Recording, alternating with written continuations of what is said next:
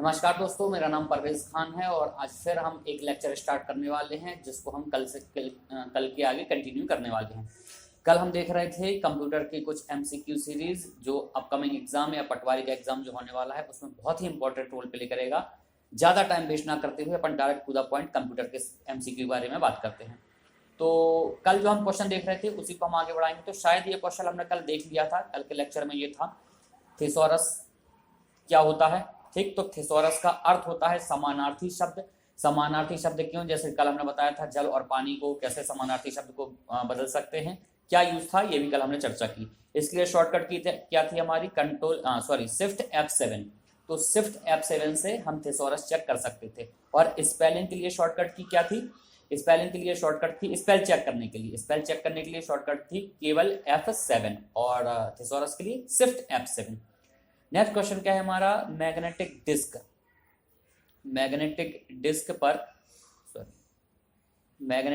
पर किस पदार्थ की परत चढ़ी होती है। तो मैग्नेटिक डिस्क पर किस प्रकार की परत चढ़ी होती है, मैग्नेटिक डिस्क हमारी जो है वो आयरन ऑक्साइड की बनी होती है।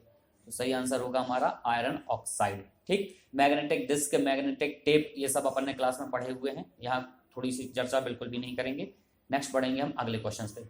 चौथी पीढ़ी का मुख्य घटक कौन सा है, चौथी पीढ़ी का मुख्य घटक। अब कंप्यूटर की जनरेशन पढ़ी थी हमने पहली से लेके 5वीं जनरेशन तक। तो पहली जनरेशन में क्या था, वैक्यूम ट्यूब, दूसरी में क्या था, ट्रांजिस्टर, तीसरी में आईसी और चौथी में क्या था हमारा, माइक्रो प्रोसेसर। और माइक्रो प्रोसेसर को हम क्या बोलते थे, लार्ज स्केल इंटीग्रेशन, या फिर लार्ज स्केल इंटीग्रेशन ऑप्शन में नहीं है तो फिर क्या है ये, मीडियम इंटीग्रेटेड सर्किट। ठीक, तो हमारा ये रहेगा सही आंसर। ट्रांजिस्टर कौन सा था भाई, ट्रांजिस्टर तो हमारा सेकंड जनरेशन में था। ठीक, सेकंड जनरेशन में था। आईसीज हमारा थर्ड जनरेशन में था। वैक्यूम ट्यूब जो है हमारा वो फर्स्ट जनरेशन में था।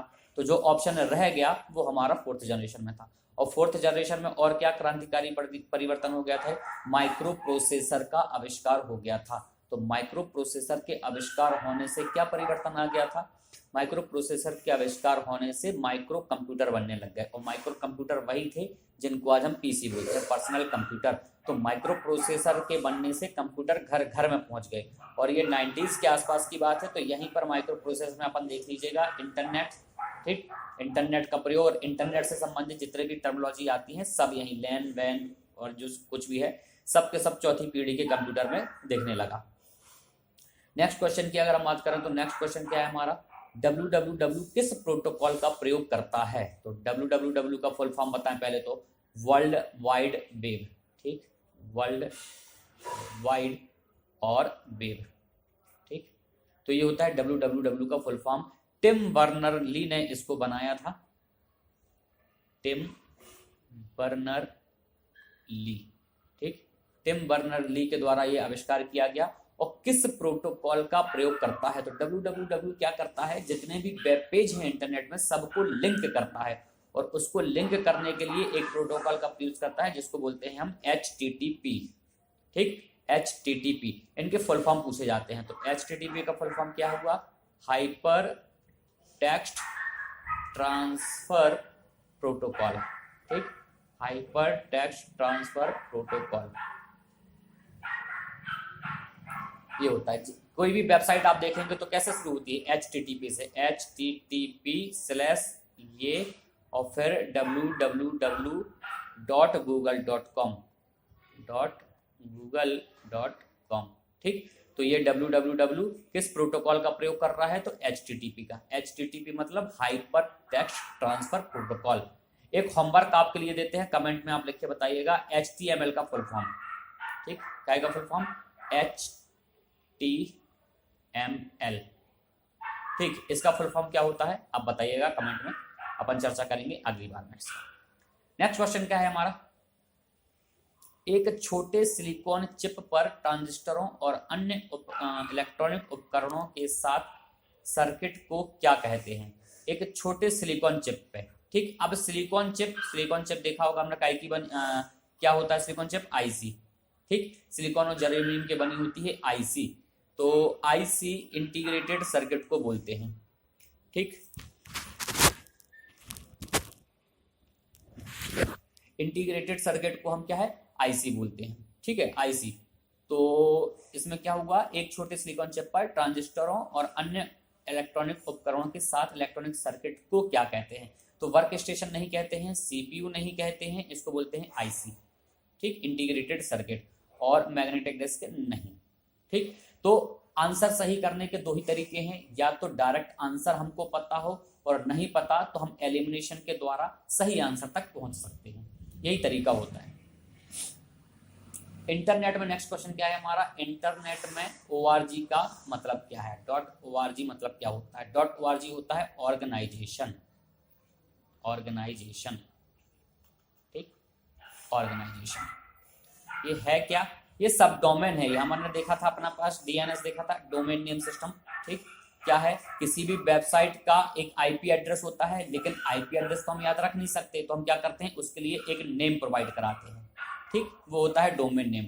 और डोमेन नेम के पीछे कुछ सफिक्स होता है जो उसके बारे में बताता है, जैसे कि .org, .edu, ठीक, या फिर .in, .com, .in मतलब इंडिया की वेबसाइट, .com मतलब कमर्शियल वेबसाइट। तो ORG का मतलब क्या होगा? कोई ऑर्गेनाइजेशन, ऑर्गेनाइजेशन मतलब कोई संगठन। आंसर क्या होगा इसका? बी, ठीक। Next, Yahoo, Google, search engine, ये सब क्या है? बताओ भाई, ये क्या, कौन से जानवर के नाम है ये? याहू, गूगल और बिंग। तो ये सब क्या है? ये सब के सब सर्च इंजन है। तालिका हमने आपको बनवाई थी, 2-3 बार उसको पढ़ना है, चीजें अपने आप दिमाग में सेट हो जाएंगी, ठीक। तो सर्च इंजन क्या करता है? सर्च इंजन हमको कोई चीज सर्च करके देता है। जब हम सर्च इंजन में कुछ कोई टॉपिक या कोई सब्जेक्ट डालते हैं, तो उसके बारे में बहुत सारी वेबसाइट्स की लिंक ओपन करके देता है, ठीक। तो ये होता है सर्च इंजन। और ब्राउजर क्या होता है? एक टर्म और है ब्राउजर, ठीक। ये ब्राउजर क्या होता है? इस ब्राउजर के द्वारा हम किसी वेबसाइट की URL तक पहुंच सकते हैं, ठीक है। हम क्या कर रहे हैं, किसी वेबसाइट की लिंक हम इस ब्राउजर के URL पर डालेंगे, ठीक है, और वहां से वेबसाइट तक डायरेक्ट पहुंच पाएंगे। जबकि सर्च इंजन क्या करता है? किसी वेबसाइट तक डायरेक्ट, वेब पेज पर डायरेक्ट पहुंचने की सुविधा नहीं देता है। वो क्या करता है? बहुत सारी वेबसाइट की लिंक ओपन कर देता है। अब हमको किसी वेबसाइट के अंदर जाना है तो हमको ब्राउजर की आवश्यकता होगी, ठीक। उसमें URL डाल के हम, अच्छा, URL का फुल फॉर्म ये आप कमेंट बॉक्स में बताइएगा, URL का फुल फॉर्म क्या होता है। नेक्स्ट, कंप्यूटर डाटा इकट्ठा करते हैं, इसका अर्थ है कि उपयोगकर्ता को डाटा खालिस्तान करने देते हैं। उपयोगकर्ता को डाटा क्या करने देते हैं? कंप्यूटर डाटा इकट्ठा करते हैं, इसका अर्थ है कि उपयोगकर्ता को डाटा क्या करने देते हैं? स्टोर करने देते हैं, ठीक। अब भाई स्टोर करेंगे मतलब कंप्यूटर में हम डाटा रख रहे हैं, तो डाटा इकट्ठा करना मतलब कोई भी चीज इकट्ठा कर रहे हैं तो क्या कर रहे हैं? स्टोर कर रहे हैं। ऐसे ही डाटा है, डाटा को भी अगर हम इकट्ठा कर रहे हैं मतलब स्टोर कर रहे हैं, और कंप्यूटर ये सुविधा हमको देता है। सेकेंडरी स्टोरेज में हम क्या करते हैं? बहुत सारा डाटा, यूजर अपना डाटा वहां स्टोर करके रखता है, सिंपल सा, ठीक। नेक्स्ट क्या है? जो डिवाइस इंफॉर्मेशन स्टोर करती है और कंप्यूटर कार्य करने के लिए जिसका प्रयोग करते हैं, इंफॉर्मेशन को स्टोर करती है, तो फिर स्टोरेज डिवाइस है हमारी, ठीक। स्टोरेज डिवाइस है। कहाँ लिखा है स्टोरेज? इनपुट डिवाइस नहीं है, आउटपुट डिवाइस नहीं है, सॉफ्टवेयर डिवाइस नहीं है, स्टोरेज डिवाइस है। आंसर, सही आंसर क्या होगा? डी। कोई भी डाटा, कोई भी डिवाइस जो इन्फॉर्मेशन को स्टोर कर रही है वो स्टोरेज डिवाइस है। आप पेन ड्राइव में स्टोर करें, पेन स्टोरेज है। CD में स्टोर करें, स्टोरेज है। मैग्नेटिक टेप जो कैसेट आती थी जिसपे हम गाने सुनते थे पहले, वंस अपॉन अ टाइम, वो हमारा स्टोरेज है। CD और SSD, हार्ड ड्राइव, ये सब के सब स्टोरेज डिवाइस है। तो जिस डिवाइस में भी हम डाटा को स्टोर कर पाएंगे वो सब की सब हमारी जो है वो स्टोरेज डिवाइस कहलाएंगी, ठीक। नेक्स्ट क्या है? मेमोरी, रैम या रोम की मात्रा मापी जाती है। तो रैम या रोम की मात्रा नापी जाती है, क्या में नापी जाती है? देखिए, अगर 1 KB रैम है हमारे पास, ठीक, MB में रैम है, GB में रैम है, TB में रैम है, तो क्या हुआ? Kilobyte, megabyte, gigabyte, terabyte. तो बेसिक यूनिट क्या हुई? बाइट। तो मेमोरी, रैम या रोम की मात्रा मापी जाती है, बेसिक यूनिट क्या है इसकी? बाइट। तो ये रहा बाइट, ठीक। अब यहाँ पर कुछ क्वेश्चन और बनते हैं, जैसे KB, MB, GB, TB, इनमें बड़ी यूनिट कौन सी है? तो इन सब में बड़ी यूनिट कौन सी है? TB सबसे बड़ी यूनिट होगी, और KB क्या होगी? KB सबसे छोटी यूनिट होगी, ठीक। इसमें कुछ अन्य प्रकार के सवाल और पूछे जाते हैं, जैसे कि 1 GB में कितने बाइट, ठीक, या फिर 1 GB में कितने KB, इस प्रकार के क्वेश्चन पूछे जाते हैं। तो पहले कल क्या करेंगे, इसकी क्लास करेंगे, उसके बाद इसके न्यूमेरिकल करेंगे, क्योंकि बहुत प्रॉब्लम आती है लोगों को इन प्रकार के न्यूमेरिकल में। और याद रखिएगा ये न्यूमेरिकल जरूर पूछे जाते हैं, इसको स्किप करने का चांस अपन नहीं ले सकते। फिलहाल बढ़ते हैं दूसरे क्वेश्चन में। ठीक, तो यहाँ पे क्लियर हो गया हमारा क्या है, मेमोरी या रैम की बेसिक यूनिट क्या है हमारे पास, बेसिक यूनिट होती है बाइट।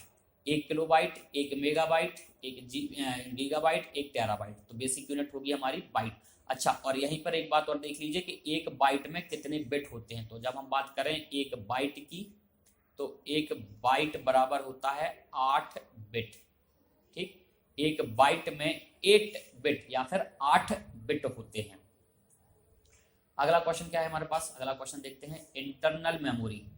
इंटरनल मेमोरी की मुख्य विशेषता है क्या है, ये सीमित लिखा हुआ है, सीमित क्षमता। ठीक, तो सीमित क्षमता तो विशेषता है, कुछ एमबी, कुछ जीबी, कुछ टीबी की इंटरनल मेमोरी, मतलब रैम रोम वगैरह। तो रैम कुछ जीबी की ही होती है हमारे पास, मतलब कुछ भी लगाएंगे आप एमबी में, जीबी में, 8 जीबी, 4 जीबी, 16 जीबी, तो कुछ फिक्स एक रहेगा। ठीक, तो इसकी क्या है, सीमित क्षमता तो है। अस्थायी स्टोरेज, अस्थायी स्टोरेज से कहने का मतलब है यहाँ पर कि ये वोलाटाइल होता है। ठीक, इंटरनल मेमोरी हमारी जो रैम है वो वोलाटाइल होती है। वोलाटाइल मतलब अस्थायी, अस्थायी मतलब डाटा तभी तक रहेगा जब तक कि पावर सप्लाई हो रहा है। जब तक कंप्यूटर ऑन है तब तक डाटा रहेगा, कंप्यूटर ऑफ किया, शट डाउन किया, डाटा खत्म। फास्ट एक्सेस और हाई कॉस्ट, फास्ट एक्सेस तो है और हाई कॉस्ट भी है, तो इसका आंसर क्या होगा, डी। इंटरनल मेमोरी की प्रमुख विशेषता क्या है, ये सारी की सारी विशेषता है इंटरनल मेमोरी में। नेक्स्ट क्वेश्चन क्या है हमारे पास, नेक्स्ट क्वेश्चन देखें जरा, सीपीयू वर्तमान में जिन प्रोग्रामों और डाटा को प्रोसेस कर रहा होता है उन्हें स्टोर करने के लिए किस कंप्यूटर मेमोरी का प्रयोग किया जाता है। अब डाटा को प्रोसेस कर रहा है, ठीक, वर्तमान में सीपीयू डाटा को प्रोसेस कर रहा है, मतलब प्रोग्राम रन हो रहा है। ठीक, मतलब रनिंग स्टेट में है। अब जब प्रोग्राम रनिंग स्टेट में है तो हमने आपको बताया था कि कोई भी प्रोग्राम अगर रन हो रहा है तो इसका मतलब है कि वह प्रोग्राम रैम में है। ठीक, तो अगर कोई भी प्रोग्राम रन हो रहा है मतलब रैम में है, लेकिन अगर कोई प्रोग्राम रैम में है तो इसका ये जरूरी नहीं है कि वो रन ही हो रहा हो। ठीक, कॉन्फ्लिक्टिंग सेंटेंस है, ध्यान से सुनिएगा। कोई प्रोग्राम अगर रनिंग स्टेट में है या फिर रन हो रहा है तो निश्चित है कि वह रैम में होगा। ठीक, दूसरा, अगर कोई प्रोग्राम रैम में है तो ये कोई निश्चित नहीं है कि वह रन हो रहा होगा, रन हो भी सकता है और नहीं भी हो सकता है। ठीक, तो क्वेश्चन क्या पूछा था कि वर्तमान में जिन प्रोग्रामों और डाटा का प्रोसेस कर रहा होता है सीपीयू, उन्हें स्टोर करने के लिए कहाँ होता है, उन्हें स्टोर करने के लिए हमारे पास वोलाटाइल इंटरनल मेमोरी होती है, इंटरनल या वोलाटाइल। ठीक है, तो इंटरनल, अब मास मेमोरी तो नहीं होता, पीरोम नहीं होता और नॉन वोलाटाइल भी नहीं होता, तो क्या होता है, इंटरनल मेमोरी। ठीक, इंटरनल मेमोरी मतलब हमारी रैम। इंटरनल के और भी टाइप होते हैं, रोम भी होता है, कैश भी होता है, लेकिन यहाँ इंटरनल से कहने का मतलब इनका रैम ही है। ठीक, नेक्स्ट क्वेश्चन क्या है, नेक्स्ट क्वेश्चन जरा देखें,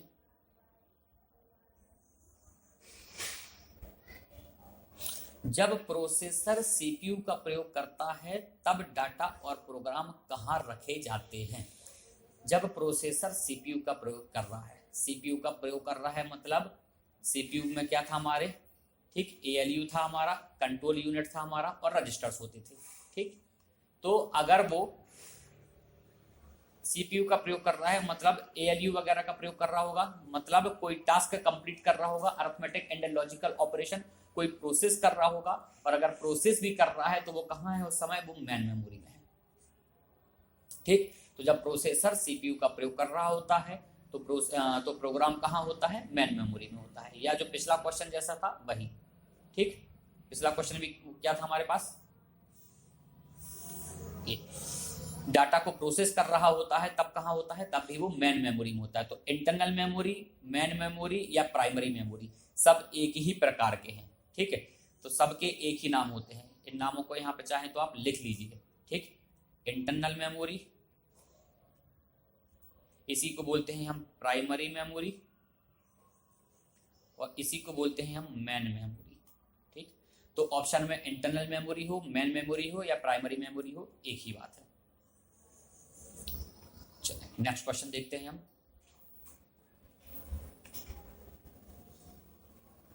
कंप्यूटर की प्रमुख मेमोरी को बोलते हैं। अब वही प्रमुख मतलब मेन मेमोरी, ठीक, अभी जो हमने देखा मेन मेमोरी, तो मेन मेमोरी को क्या बोलते हैं, मेन हो, इंटरनल हो या फिर प्राइमरी हो, ठीक। तो मेन मेमोरी को हम इंटरनल भी बोलते हैं, प्राइमरी भी बोलते हैं। अब स्टोरेज, स्टोरेज तो सेकेंडरी को बोलते हैं, ठीक, सेकेंडरी स्टोरेज को स्टोरेज बोलते हैं। लेकिन अगर यहाँ पर प्राइमरी मेमोरी और आंतरिक मेमोरी और प्राइमरी मेमोरी दोनों ऑप्शन है, और तीसरा स्टोरेज तो हो सकता है, फिर वो स्टोरेज को भी उसमें गिर रहे हो, क्योंकि रैम में भी कुछ डाटा स्टोर होता है, और हमारी रोम है जो इंटरनल मेमोरी का एक टाइप, उसमें भी डाटा स्टोर होता है। तो हम यहाँ पर इसको सभी में टिक कर देंगे। ये क्वेश्चन एमसीक्यू सीरीज करने का उद्देश्य यही था कि हमने सारे टॉपिक पढ़े हुए हैं, लेकिन कंफ्यूजन होता है, जैसे कि ये वाला क्वेश्चन। अब इंटरनल मेमोरी भी प्राइमरी भी है, तो हम क्या टिक लगाएं, तो फिर ऐसे जगह पर हमको ऑल ऑफ दीज में एक टिक लगाना पड़ेगा, ठीक। इस प्रकार के क्वेश्चन ऐसे आते हैं जो थोड़े से उलझाऊ किस्म के होते हैं, और ये हमेशा रहते हैं। एमपीपीएससी में भी इस प्रकार के क्वेश्चन आते हैं जिसमें उलझाऊ ऑप्शन रहेंगे और जो जिसमें बोनस नंबर मिल जाते हैं। रैम का पूर्ण रूप क्या है, रैम का फुल फॉर्म क्या है भैया, रैंडम एक्सेस मेमोरी। देखो कहां लिखा है, random access memory, answer B, ठीक। अब हमने आपको बताया था कि इसको रैंडम एक्सेस मेमोरी क्यों बोलते हैं। तो हमारे पास जो रैम होती है वो बहुत सारे ब्लॉक से बनी होती है, और हर ब्लॉक को एक सेल कहा जाता है, ठीक। तो ये जो पूरे के पूरे एक ब्लॉक हैं, इनको कहा जाता है सेल। अब इस सेल में जो है कई सारे प्रोग्राम आते हैं, मल्टी प्रोग्राम है। एक प्रोग्राम P1 यहाँ है, मान लीजिए प्रोग्राम P2 यहाँ है, और प्रोग्राम P3 यहाँ है। अब इस सेल का, हर सेल का अपने एक एड्रेस होता है, 0 से लेके अप टू चलता जाएगा। अगर हम बात करें कि हम बोल रहे हैं कि 1 KB की हमारे पास रैम है, तो इसका मतलब होगा कि इसमें 1 KB मतलब 1024 बाइट, ठीक। और एक सेल जो है, एक सेल होता है हमारा 1 बाइट का, ठीक, 1 बाइट या फिर 8 बिट, ठीक, 8 बिट। तो ध्यान रखना है हमको कि एक सेल की साइज हमारी 1 बाइट होती है, 1 बाइट। तो जब हम एक बात कर रहे हैं कि 1 KB की रैम है हमारे पास, इसका मतलब 1024 बाइट होंगी। तो एक सेल की साइज 1 बाइट होती है, इसलिए टोटल सेल होंगे हमारे 1024, तो 0 से स्टार्ट होके 1023 तक, ठीक है। अब ये जो सेल एड्रेस लिखा है 1 2 3, हमको नहीं मालूम कौन सा प्रोग्राम कहां पर स्टोर हुआ है। अब जब हमको ये नहीं पता कि कोई प्रोग्राम कहाँ स्टोर हुआ, तो हमको ये भी नहीं पता कि वहां से निकलेगा कहाँ से, ठीक, किस ब्लॉक से निकला। जैसे कि P2 जो है हमारे पास, P2 किस सेल में गया नहीं पता, तो कहाँ से एक्सेस करेंगे वो भी नहीं पता। तो ये एक्सेस जो कर रहे हैं वो रैंडमली हो रहा है, फिक्स नहीं है हमारे पास, रैंडमली है। तो इसलिए इसको रैंडम एक्सेस मेमोरी कहते हैं, ठीक। तो रैम का नाम रैंडम एक्सेस मेमोरी क्यों पड़ा, क्योंकि हमको नहीं पता कि डाटा हम कहाँ से एक्सेस करने वाले हैं, ठीक। नेक्स्ट क्वेश्चन क्या हमारे पास, रैम में स्टोर की गई सूचना वोलाटाइल मानी जाती है, जिसका अर्थ है कि, पहले हम डिस्कस कर चुके, वोलाटाइल का अर्थ क्या होता है, अस्थायी। अस्थायी मतलब रैम में डाटा तभी तक रहेगा जब तक कि पावर सप्लाई हो रहा है। जैसे ही पावर सप्लाई बंद हो जाएगा, डाटा हमारा बंद हो जाएगा। डाटा बंद हो जाएगा मतलब डाटा डिलीट हो जाएगा रैम से, ठीक। तो ये क्या है, वहां स्थायी रूप से स्टोर है, नहीं, स्थायी तो बिल्कुल नहीं है। स्थायी रूप से नहीं, केवल अस्थायी रूप से स्टोर है, ये सही है। जब बिजली बंद की जाए तो स्टोर की जाती है, नहीं, ये तो अपने आप में सेंटेंस गलत लग रहा है, उपयुक्त में से कोई नहीं। तो आंसर इसका सही क्या होगा, आंसर बी। तो रैम, अच्छा एक कंफ्यूजन होता है हम अक्सर लोगों को रैम और रोम में, ठीक, रैम और रोम में कौन सी वोलाटाइल है, ठीक है। तो एक तो अगर आप हिंदी मतलब याद रखें तो क्लियर हो जाएगा उसमें कि वोलाटाइल का मतलब होता है क्या, अस्थायी, अस्थायी, ठीक। तो अस्थायी होता है, इससे पता करें। नहीं तो फिर एक तरीका ये है, शॉर्ट ट्रिक जिसको बोलते हैं, कैसे, आर से आर कटा, एम से एम गया, ठीक है, ये है ए, ये है ओ, यहां बच गया। तो अब ए को देखो अपन उल्टा वी की तरह लिख सकते हैं, ये ए है और यहाँ ये वोलाटाइल का वी है, तो ए को वी जैसा बना सकते हैं, ठीक। तो वी जैसा बना सकते हैं, तो किसको बना सकते हैं, वी को, ए जैसा ए को, इसलिए ये क्या, रैम, रोम नहीं, ठीक। तो कौन सी वोलाटाइल है, तो हमारे पास रैम जो है वो वोलाटाइल है। इस प्रकार से याद रख सकते हैं, हमको क्वेश्चन सही टिक करने हैं, जैसे चाहें वैसे याद रखें, ठीक। नेक्स्ट क्वेश्चन हमारे पास, रैम के बारे में निम्नलिखित में से कौन सा कथन असत्य है। इसको विशेष रूप से ध्यान रखना है, सत्य पूछा है कि असत्य पूछा है। चलिए आंसर देखते हैं। ठीक, आंसर क्या है? रैम हार्ड डिस्क स्टोरेज के समान होती है।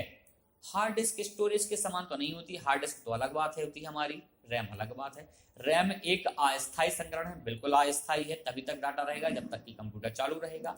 रैम एक वोलाटाइल है, बिल्कुल वोलाटाइल है। रैम एक प्राइमरी मेमोरी है, प्राथमिक है, बिल्कुल सही है। तो पूछा कौन सा है? असत्य पूछा है, तो असत्य पूछा है तो आंसर क्या सही होगा हमारे पास? Question number A, answer A, option A, ये जो है वो असत्य है, बाकी सारे के सारे जो है वो सत्य है। ठीक, चलिए तो ये थे हमारे आज के क्वेश्चन, हमने इन क्वेश्चन को देखा। इन क्वेश्चन में अगर कोई कंफ्यूजन है आपको, आप कमेंट कर सकते हैं, अपन इनको लेके चर्चा कर लेंगे। ठीक, तो इस प्रकार के और क्वेश्चन हम चर्चा करते रहेंगे जब तक एग्जाम नहीं होता। ये सीरीज हमारी कंटिन्यूस चलती रहेगी। बीच में हम कोशिश करेंगे कि जीएस के भी कुछ टॉपिक लेकर आएँ, और इस प्रकार से हमारे कंप्यूटर में और जीएस में संपूर्ण तैयारी हो सके, ये हमारा ध्येय रहेगा। इस प्रकार के और लेक्चर देखने के लिए हमारे साथ बने रहें। Thank you so much.